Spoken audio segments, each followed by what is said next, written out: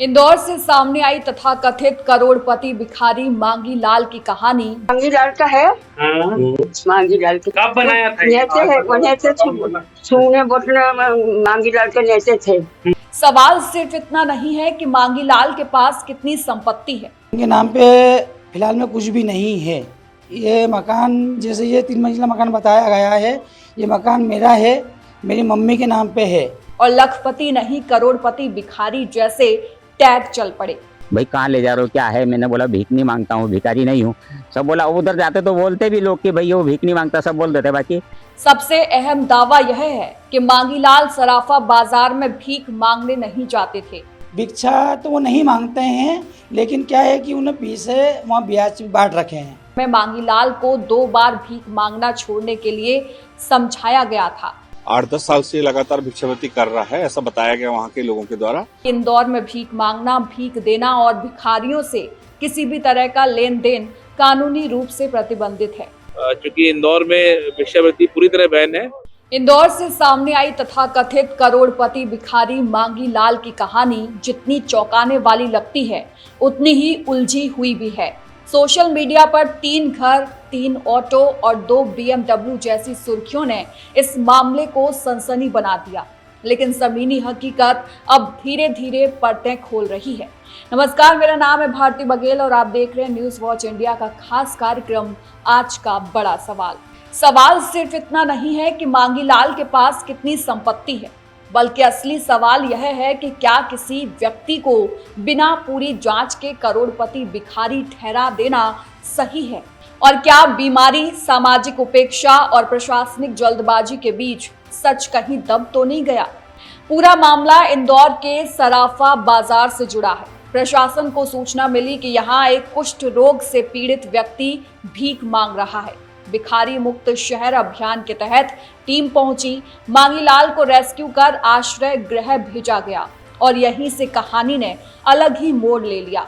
शुरुआती जांच के आधार पर प्रशासन की ओर से कहा गया कि मांगीलाल के पास 3 पक्के मकान हैं, जिनमें एक 3 मंजिला इमारत भी शामिल है, 3 ऑटो रिक्शा है जो किराए पर चलते हैं और एक कार है जिसके लिए ड्राइवर रखा गया है।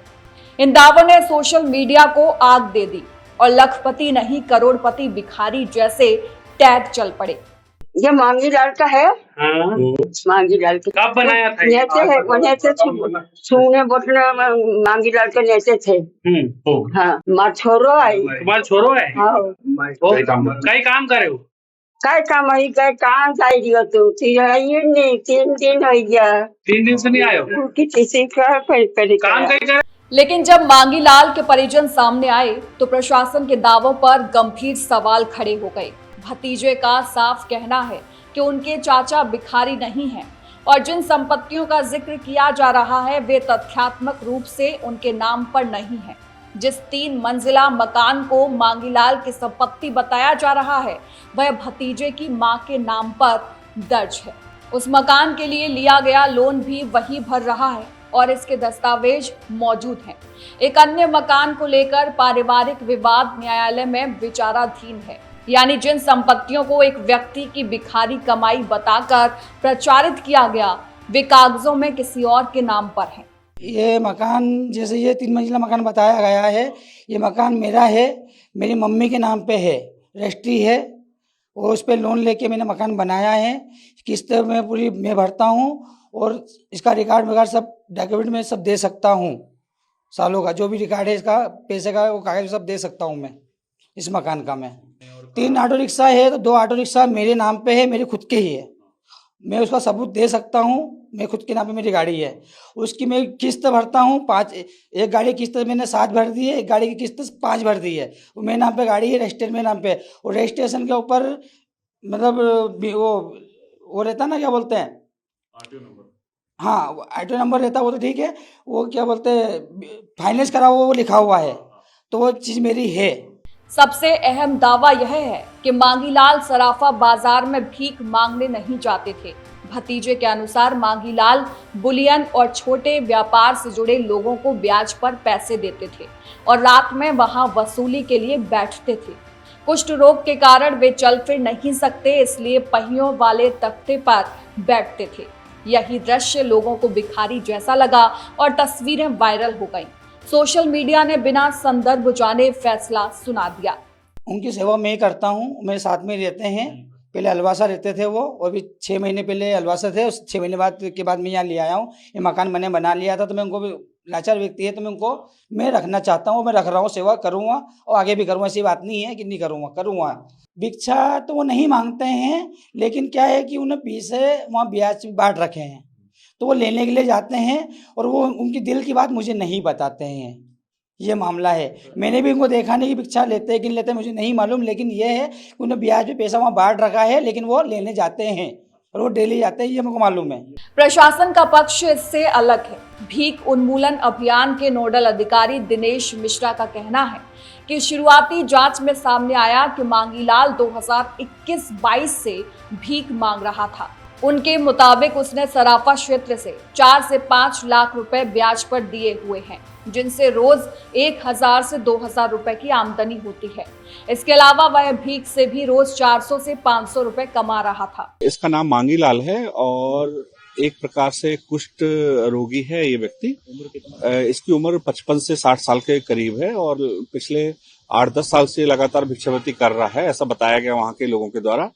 और हमने इसकी जानकारी ली तो काफी संपन्न व्यक्ति है ये। प्रतिदिन जो अपना ब्याज का पैसा दिया है वो उगाही करने भी जाता है ये। इसको अभी हमने शेल्टर हाउस में भेज दिया है, इसका उज्जैन में रेस्क्यू करके। इसी आधार पर उसे आश्रय गृह में रखा गया और आगे की जांच चल रही है। ये मामला सिर्फ आंकड़ों और दावों का नहीं रह जाता, बल्कि मानवीय दृष्टि भी सामने आती है।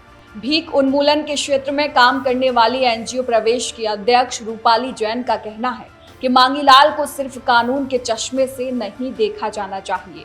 उनके अनुसार मांगीलाल कुछ साल पहले एक राजमिस्त्री का काम करता था। कुष्ठ रोग ने उसकी उंगलियों और पैरों को बुरी तरह प्रभावित कर दिया, जिससे वह काम करने में असमर्थ हो गया। बीमारी के साथ साथ सामाजिक तिरस्कार और पारिवारिक उपेक्षा ने उसकी जिंदगी और कठिन बना दी।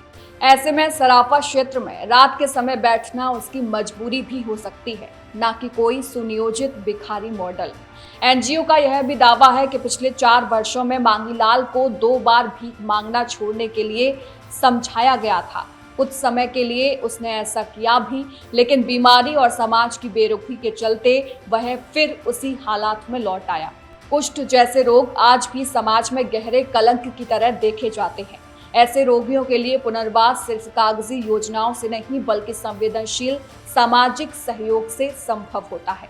इस पूरे प्रकरण पर शिवम वर्मा, जिला कलेक्टर इंदौर, ने संतुलित बयान दिया है। उनका कहना है कि प्रशासन को संपत्तियों को लेकर प्रारंभिक जानकारी मिली है, लेकिन सभी तथ्यों और दस्तावेजों की जांच के बाद ही कोई अंतिम कार्रवाई होगी। बिना सत्यापन के निष्कर्ष निकालना उचित नहीं है। उन्होंने यह भी दोहराया कि इंदौर में भीख मांगना, भीख देना और भिखारियों से किसी भी तरह का लेन देन कानूनी रूप से प्रतिबंधित है। देखिए, इसमें जो दंडात्मक कार्रवाई वो तो की जाएगी, लेकिन चूंकि हमारा इंदौर भिक्षुक मुक्त शहर है और ऐसे में सभी जो भिक्षुक हैं, हमारे भिक्षुक बंधु हैं, उनको पूरी तरह रिहेबिलिटेट करना ताकि एक अच्छा जीवन जी सके, उनको किसी प्रकार की असुविधा ना हो, इसके लिए प्रशासन प्रयास कर रहा है। और चूंकि इंदौर में भिक्षावृत्ति पूरी तरह बैन है, तो इस पे जो भी कानूनी प्रावधान है उसके तहत हम लोग कार्रवाई कर रहे हैं। असल में मांगीलाल का मामला प्रशासनिक सख्ती, सामाजिक संवेदना और मीडिया, सोशल मीडिया की भूमिका, तीनों के बीच फंसा हुआ दिखता है। एक ओर शहर को भिखारी मुक्त बनाने की नीति है, दूसरी ओर एक गंभीर बीमारी से जूझता व्यक्ति है जिसके जीवन की परिस्थितियां बेहद जटिल हैं। सवाल यह भी है कि क्या किसी व्यक्ति की तस्वीरें वायरल कर उसे करोड़पति भिखारी कह देना न्याय है, जब तक कि सभी दस्तावेज और तथ्य सार्वजनिक रूप से सत्यापित ना हो जाए। शनिवार को मैं जा रहा था बस उगाने, बस जा ही रहा रात को 10 बजे।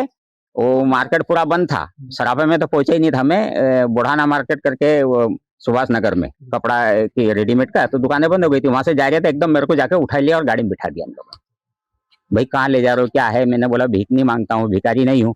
सब बोला, उधर जाते तो बोलते भी लोग कि भाई वो भीख नहीं मांगता, सब बोल देते, बाकी वो कोई माने नहीं, उठा ही लिया है। अच्छे तो लग ही नहीं रहा मेरे को। यहाँ जबरदस्ती लाए तो किदी जैसा है मेरा, ऐसा काम है मेरा तो।